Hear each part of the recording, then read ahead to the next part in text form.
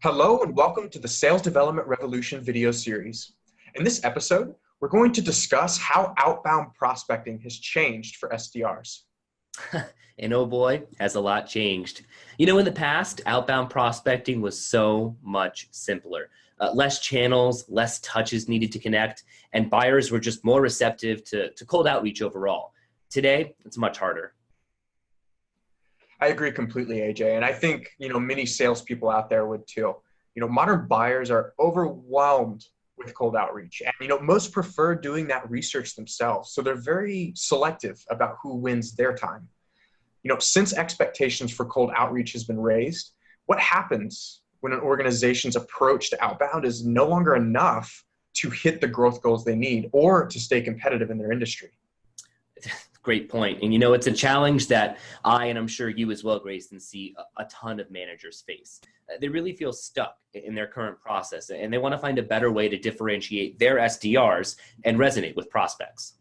Well, luckily, we were here to talk to one of the biggest names in sales development for this one, the Director of Sales Execution and Evolution at JBarrows Sales Training and host of the SDR Chronicles, Morgan J. Ingram. The one and only. And we really took advantage of this opportunity, and we asked him a bunch of questions on different areas of outbound sales development. Whether you're an SDR, SDR manager, CRO, or really anything in between, there will definitely be some useful takeaways from our conversation with Morgan. Yeah, so without further ado, here it is.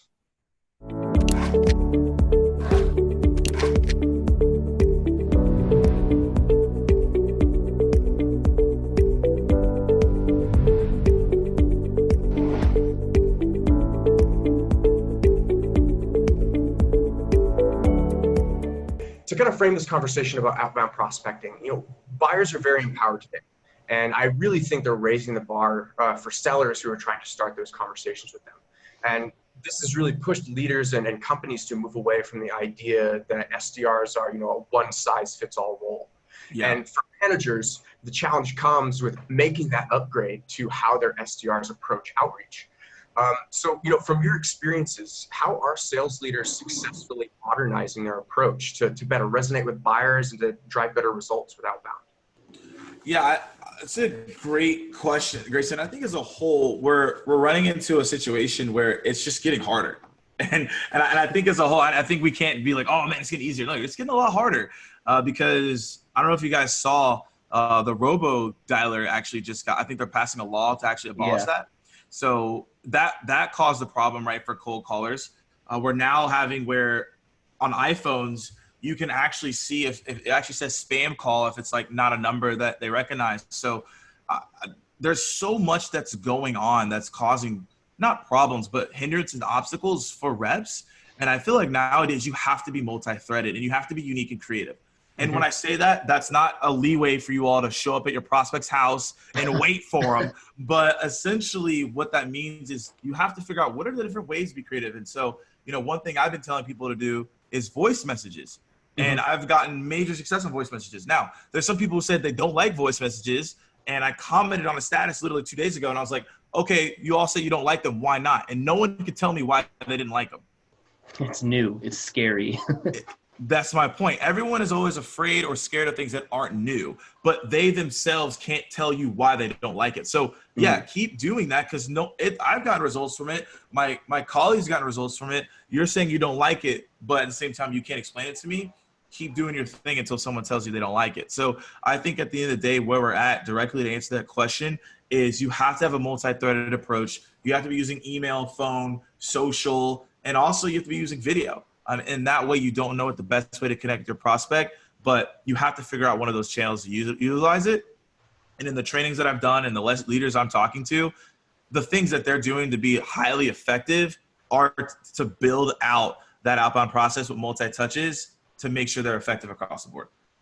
Interesting. So yeah, it's more about, I would say less on like well, I guess equally. So reps need to, on their end, realize that what they're doing isn't working and to modernize and sort of change their tactics to meet the like Greyson mentioned, sort of the modern day buyer and how they have not just tools in place to sort of stop cold calls or to maybe Absolutely. take the emails that you're getting and immediately pushing them into spam, but knowing that they have more information now than ever before. So like how you go about with your approach and sort of reaching out to these people needs to be different, but it's on the managers as well to sort of embrace that change. And I think a lot of organizations probably see some issues with that, where they're like, oh, my reps have been cold calling and emailing the same way for 10 years and it's been working. Why change now? What would you I guess, obviously in your position, you're going into organizations and helping them and sort of modernizing their approach. Do you see commonalities with those organizations that are kind of stuck in their old ways and different approaches that you've taken to sort of get them out of ruts and really get them to be more effective in today's sales world? Yeah, let's think about it this way, right? And I'll ask the question back, in the time that you've been in your organization and you being in sales and talking to different interviews across the board, have you seen where people stick to their status quo because they're successful?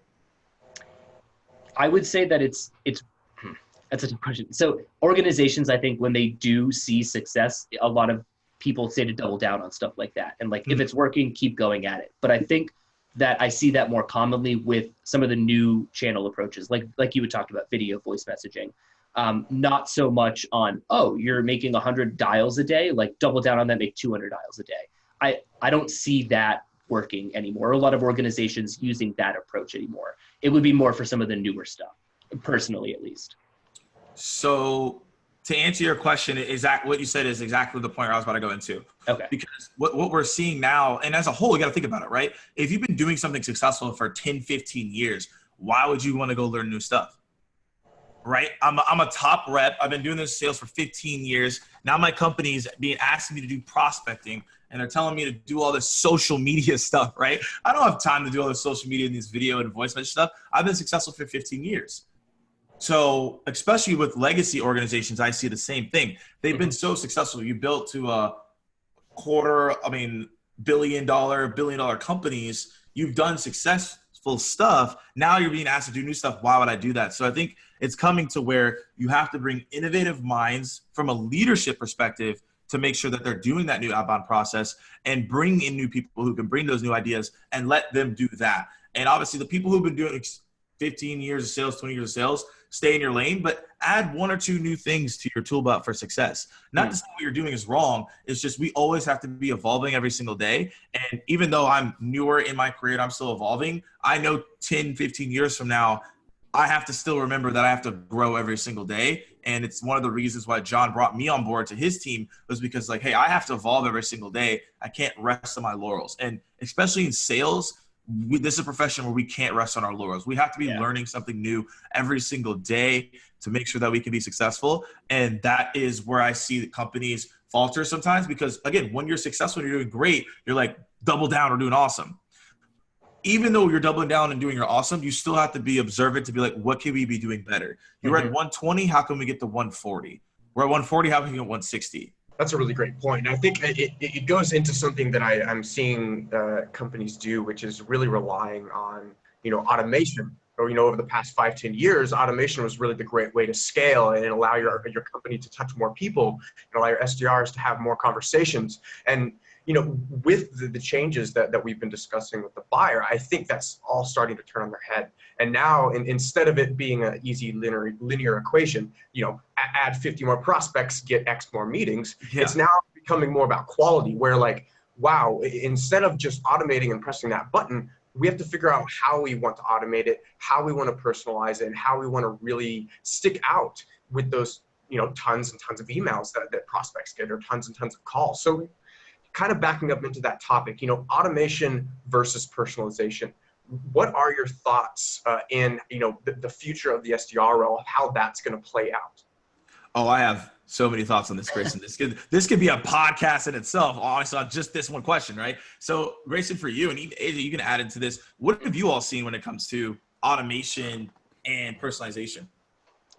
So, something that I saw recently, I forget who posted it on LinkedIn, but I thought it was so insightful. I actually wrote it down and I have it in my office on a sticky note and on a whiteboard. Someone said personalization at scale is nearly impossible. And that's something that I truly believe, but I also think that organizations are still trying to figure it out and still trying to like cheat the system and get reps to like with all the enablement tools we have now, like an Outreach or a Yesware, like a way to mass message people with personalized emails that aren't personal in any way. They're not like you found out one thing on their LinkedIn profile and mentioned it, or like, oh, I saw you went to this school, and like that's personalized and now you owe me a response. Like it's so different from that. And I think that there's like that level of understanding that organizations struggle with to really know, like, how do I personalize an email? And that, like, the definition of personalization is where a lot of folks get hung up. So I guess I would turn that back and ask you, what do you define as like personalization? How do you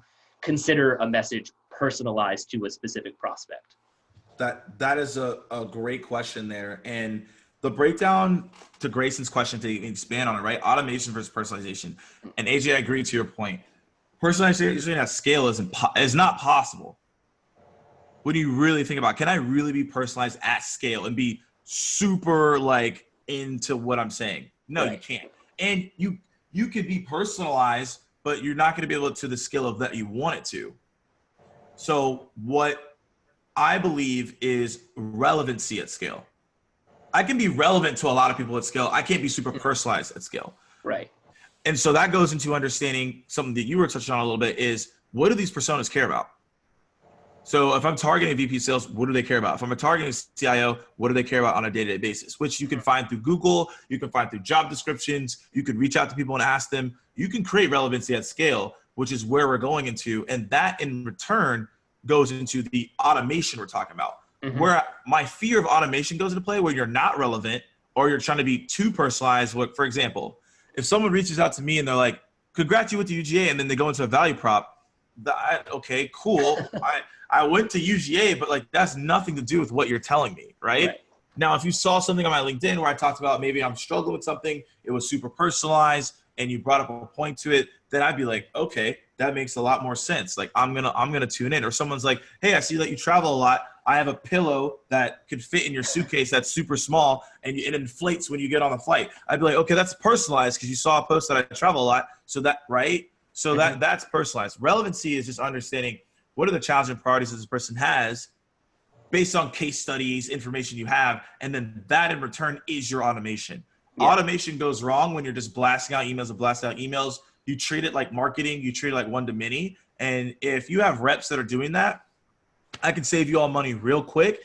Fire all those reps, go turn on Marketo and Eloqua, and go have them run those messaging. But we really need to think about context when it comes to sales, and that's relevancy at scale, and that's personalization with your top tier accounts.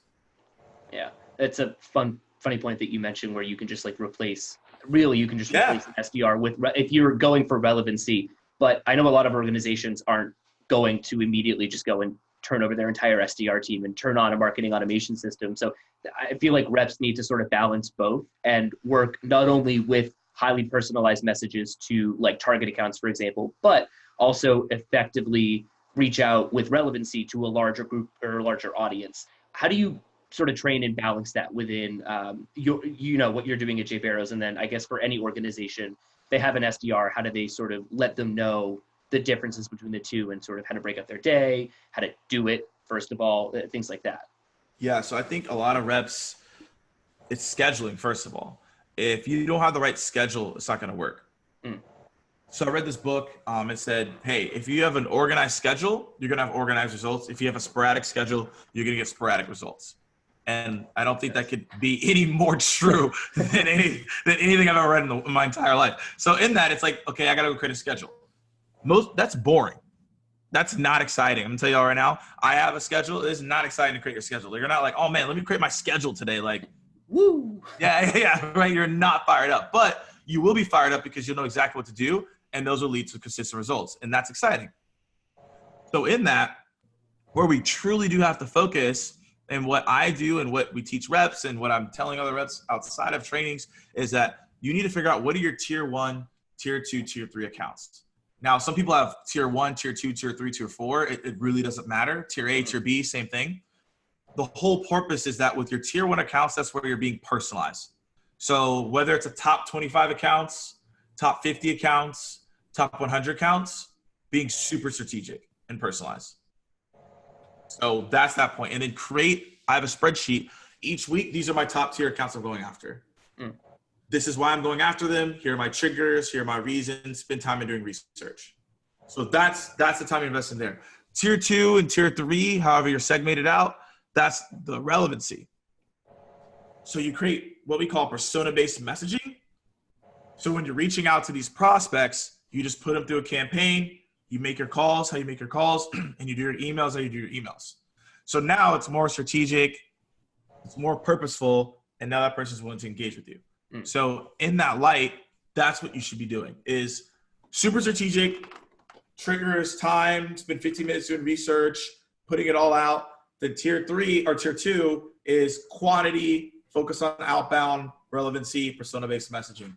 And so when you do that and you put a schedule towards it in 30-minute and 60-minute time blocks, that leads to success. Wow, that is gold. That is gold. And to kind of like back us up into that topic, I mean, one thing I've noticed is that this whole conversation changes depending on your business model, the product, the buyers that you're dealing with. And so let's talk about schedule. Let's go into schedule, because I think it's so important both for the SDRs that are learning their role as well as trainers who are trying to get people to the performance they need. So for time management, building consistency and then being able to modify schedules based on that business model and based on the numbers that they need to make to hit their quota. You know, what tips would you have for a manager going into a situation that might not be the same as what we're talking about, in this scenario? So give me an example scenario. So you're saying they don't have these tiered accounts and they're just like thrown into the fray? Well, yeah, let's say like, they have, a smaller deal value, so they're working with more numbers here, and so SDRs really have to prioritize their activities more than say somebody who's selling enterprise. Yeah, it's a good question. So that's where triggers should not be as much of a focus, because I would not ask if we were high volume and we were more a transactional sell, we were going more after SMB, we weren't going mid-market enterprise. There's no reason for you to be looking at triggers. Right? Like you're doing such high volume, you don't have time for that. Unless the company's like, we need to get more strategic within these SMB accounts, different conversation. But let's say it's just pure volume. No, I'm focusing on industry knowledge and then also focus on persona knowledge. So we can get all that in messaging. Once we have all that in messaging, now you're just being strategic with calls and emails. So in that, a leader just needs to come in and be like, okay, we actually are getting time back in our day because we don't have to focus on researching accounts. Let's say that they're getting lists fed to them. That's another saver of time. Marketing can help with that. So now if I'm the manager, I'm like, all right, guys, we're just going to focus on high volume targets. So we need to figure out what time are you doing your calls? We're going to do power hours, maybe every other week. And then we need to figure out times that you're scheduling out your emails to send, you're making your cold calls, you're talking to a rep to get better knowledge. And then we're having just internal conversations to have better handling of objections and practicing and things of that nature. Because if you're high volume, you should be focused on hitting the phones a little bit harder. You should probably be doing a lot more emails, and also at the same time, you're doing less research. So that's, if I'm a manager, I'm just making sure everyone's schedules align with the activities they need to do, following up, being persistent, doing maybe social selling, depending on who they're going after, and to be more effective. Something that I feel like, and you've mentioned it a couple of times, but the manager and the SDR involvement in all of this, specifically when it comes to like time management and sort of how you're breaking up your day, that kind of goes on both, where the SDR needs to know, like, I'm most effective at this time of day making cold calls, but the managers also need to know, like, all right, if he's making calls at this time, then make sure that, you're doing emails at this time, yada, yada, yada. When it comes to messaging, this is a topic that I see brought up a lot, where it's how involved do you want the SDRs to be in this specific sort of aspect of everything, where managers are really controlling a lot when it comes to the accounts that they're getting.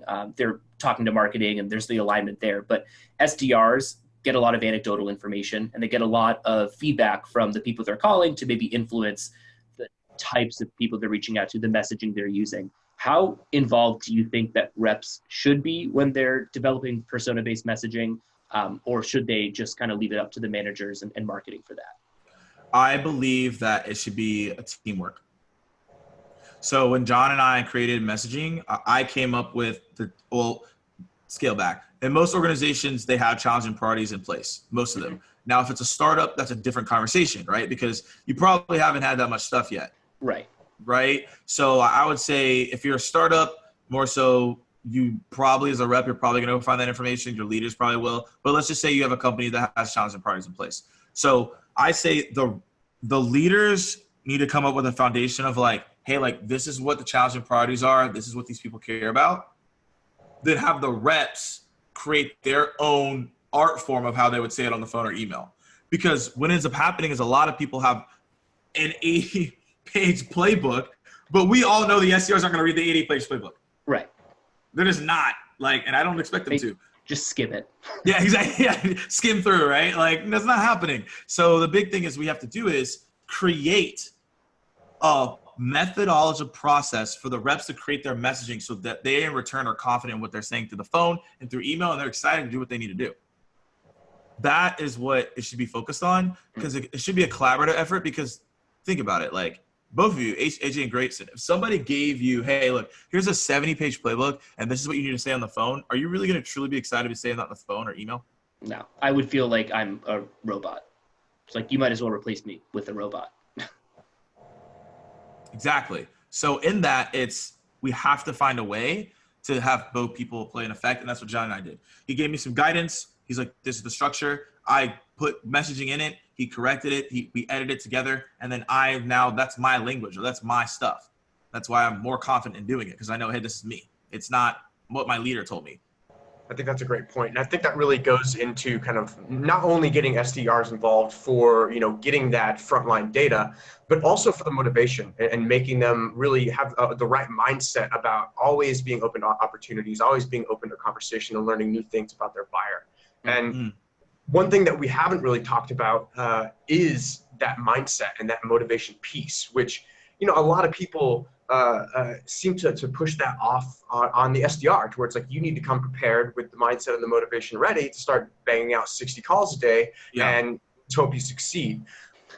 But I think nowadays, especially with more channels involved and with, the younger generations being more phone adverse, it really seems like the responsibility of maintaining motivation and helping to drive mindsets is in the hands of the managers more than ever.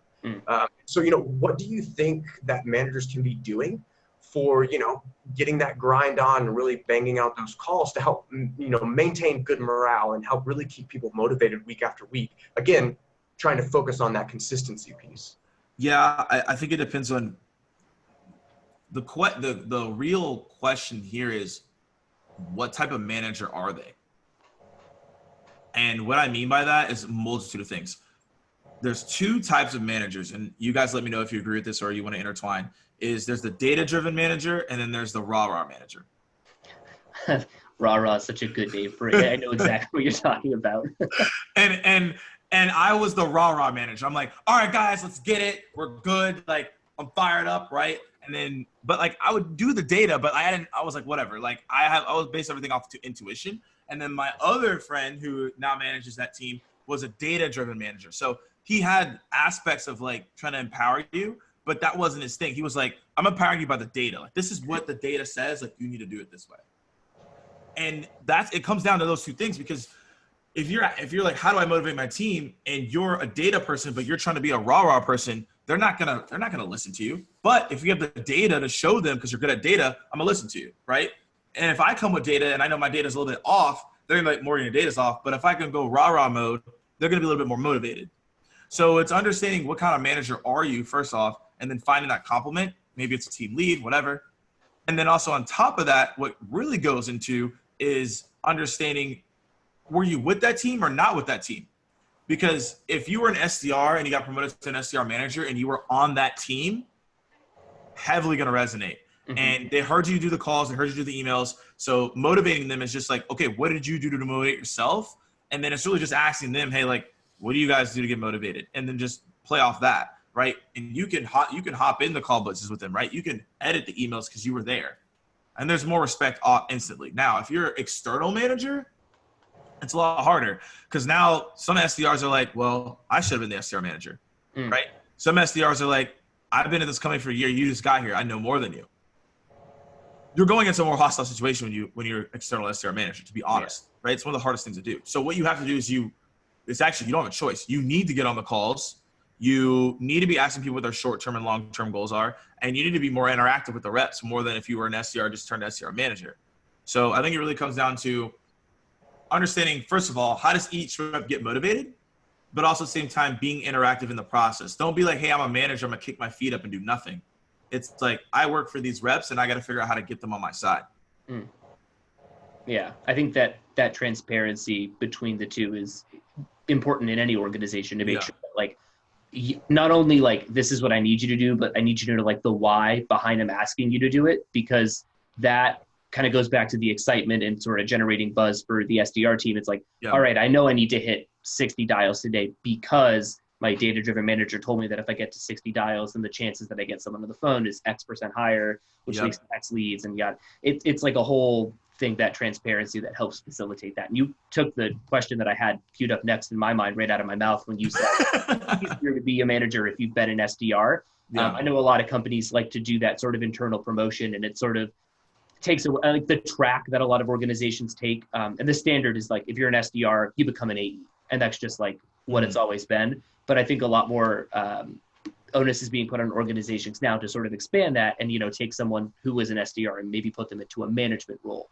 Are you seeing that a lot more as well? Or is that not really, am I just lying? am I seeing No, you're not. No, you're not. I mean, that's how I became an SDR manager. I came from an SDR to SDR manager. I think as a whole, fortunately there was a director in place. So when it wasn't like all on me, but as I continuously progressed throughout the organization, I gained more momentum as a whole, 100%. I would say though, I just, and Andy, I'm open to hear what you all have to say on this too. I just don't like the external SDR manager coming in and managing a team. I just think there's so much ramp and so much likability they have to have with that manager. Unless that manager managed like 5 of the reps that are SDRs there, and now that's just a seamless transition. I just don't like the external SDR manager coming in that may have not have been the SDR manager at another place, or maybe they're a new SDR manager or new to it as a whole, and managing a team that they don't have any likeness with. I like the SDR being promoted to SDR manager, managing that team, having leadership, train them how to be a leader, and then building out that team. That's me, but I'm open to hear you all's thoughts. But I don't like the external SDR manager hire. I'm not a huge fan of it right now. That's interesting, and I'm not really sure I have an opinion on that, but it does bring a really interesting question. So, a lot of the people in the audience watching might be, first-time managers, or maybe, at smaller companies hiring their first SDR. And so over that first 30 to 60-day period, what should these external managers be doing to really, get a grasp for the team and the culture they're about, but also like having that framework for how they're going to motivate people, get people to adopt their processes and technology, and overall, at the end of the day, perform? Yeah, so I'm gonna plug my guy here.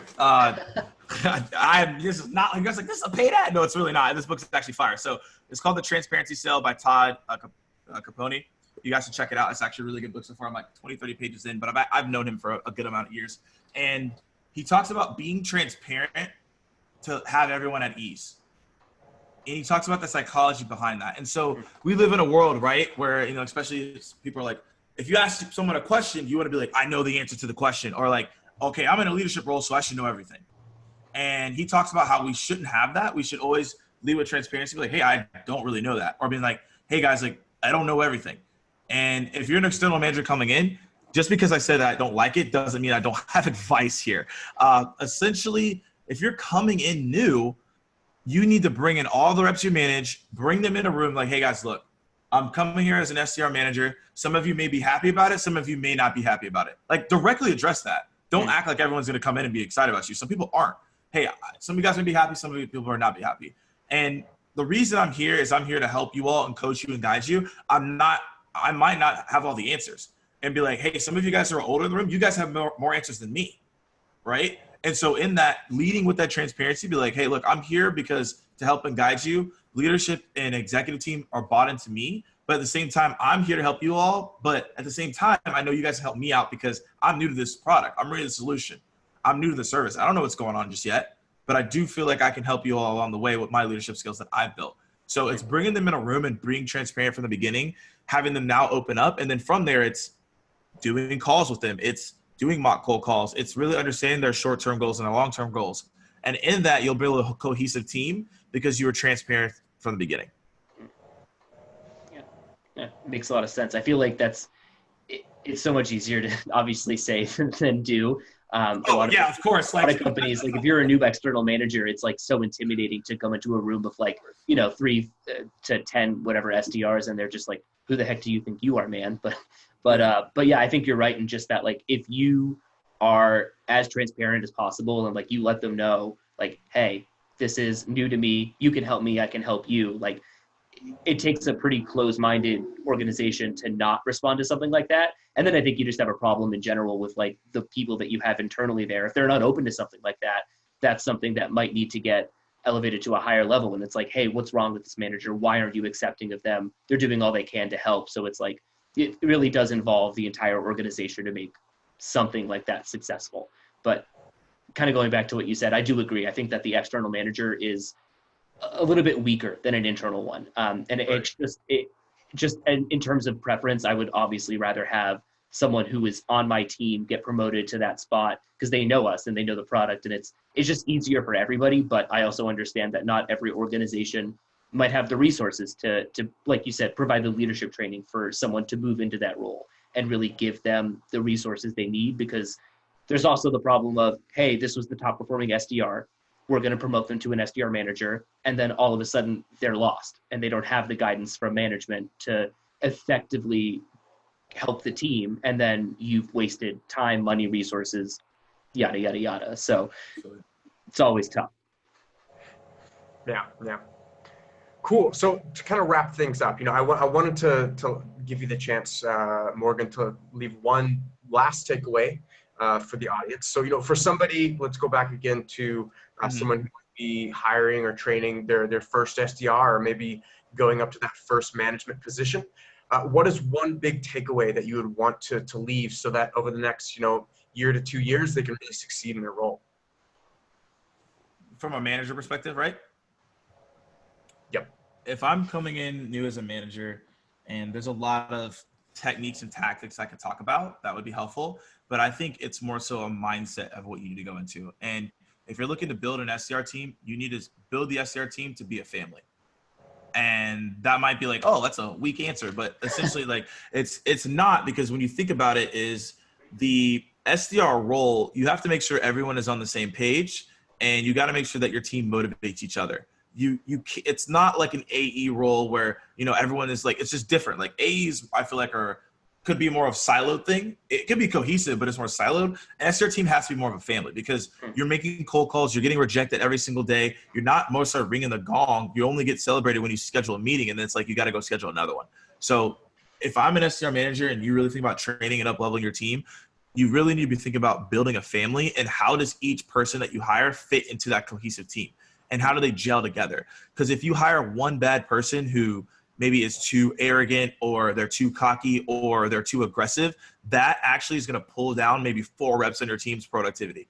And I'm just speaking off of experience, and I'm also speaking off of other leaders I talk to. So if you really want to build a highly effective team, think family first, and then figure out what questions should I be asking? What's our hiring process to actually build a family here? Such a wholesome piece of advice. But yeah, I mean, the thing is, and I say that because, like, I still talk to the reps I manage today. Like, I went to one of my reps' weddings like 2 weeks ago. Oh, that's awesome. And like, and we still talk. Like, we're all in the same company. Like, we all do different stuff, but like, I see them, and like, those are brothers and like sisters to me. Right. So, and I feel like if you build that, your sales organization is going to be stronger as a whole, because people are going to be willing to work together, because they're competing against themselves. They're not competing against each other. Nice. That is gold. Yeah. Awesome, Morgan. Well, hey, thank you so much for joining us today for this video series. And where can somebody check you out or learn more about you, or even buy one of those cool shirts that you've got? The Keep Dollar shirt. Yeah. So I guess this is a paid ad now, right? Now, I wasn't going to say anything about it, but now you mentioned it, I got to say it, right? So it's jbarrows.com/store. That's where you can find the Keep Dollar shirt. The easiest way to connect with me is super simple. Morgan J. Ingram on LinkedIn. And then also you can look at the SDR Chronicles. That's the YouTube channel and podcast, but that's it. Those are the best places to find me. It was awesome being here today talking about SDR managers and SDRs. I'm always excited about this topic, so I appreciate it. Awesome. Thanks for joining us. Yeah, thanks, Morgan.